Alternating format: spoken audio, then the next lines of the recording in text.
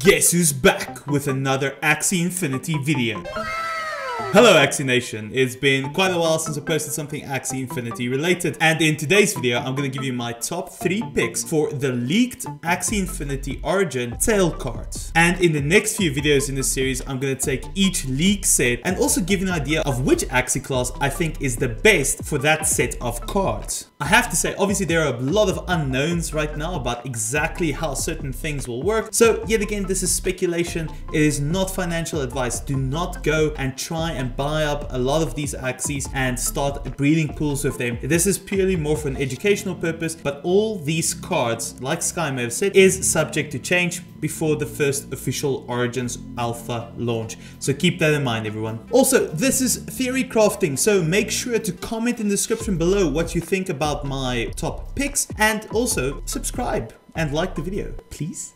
The first of the top 3 cards of the tail set is the super duper OP Grandma's Fan card. So the damage may look like it is not that much, but remember it's 25 damage that goes against every single enemy. So that's 25 multiplied by 3. You actually will get 75 damage worth of stats from that. And the 2 kickers that really make this card awesome is, first of all, its tag that is innate. As far as I understand, innate is going to mean that this card will start in your opening hand, which is obviously a massive bonus since you want to use this card when there are as many Axies on the board as possible so you can hit all 3. But the cherry on top of this delicious little bird sundae, you will apply vulnerable to the enemies. Now, since you're attacking all 3, does this mean you apply vulnerable to all 3 enemies? If it does, then that is why I say that this card will be super OP.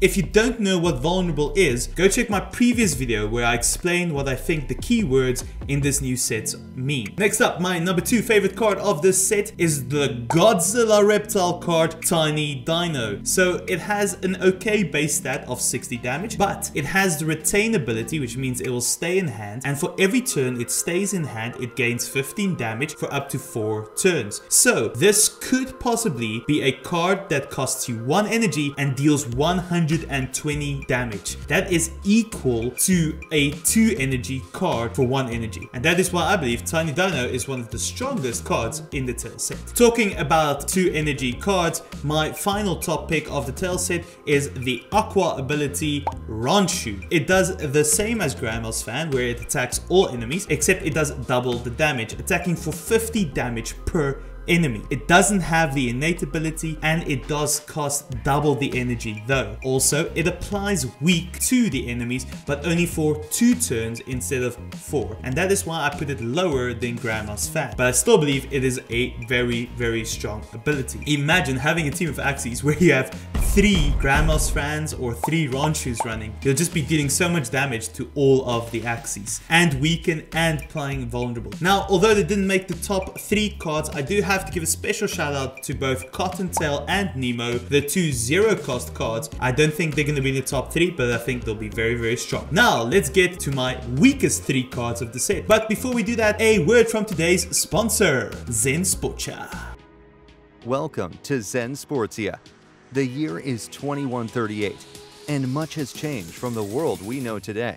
Athletes are bigger, faster, and stronger than they have ever been before. The line between man and machine is paper thin, evidenced by the metaphysical arenas they compete in and the complexity of the games they play. To be a Zen Sportian, you need to excel both on the field and in the arena. With weekly exclusive esports tournaments, exclusive daily fantasy and sports betting opportunities, and a roadmap like no other, Zen Sportia is the place to be. Minting begins on March 28th. And whitelist spots can be earned throughout the coming weeks. Good luck. You might just need it. So everyone, there is still time to get on their whitelist. I did an application completely separate from the sponsorship, and I actually got a whitelist spot. They're also running great giveaways of 0.5 ETH to people that are on the whitelist spot at the moment. So make sure to apply, links are in the description, and get yourself a Zen Sportian NFT. You could possibly play Axie Infinity tournaments for $10,000. And if that's not your jam, just sell it to someone who does want to do that. Not financial advisor though, so do your own research first. My weakest card of the set, I believe, is the bug card Ant. Now, although I am a massive fan of the taunt ability that we see in Hearthstone, where hopefully it means that the other Axies will attack this one, I think that the stats are a little underwhelming. So you only get 40 shield for a taunted Axie, and if I look at all the cards, it seems like the average damage per card is about 60 damage. That's why I think this card just isn't balanced right,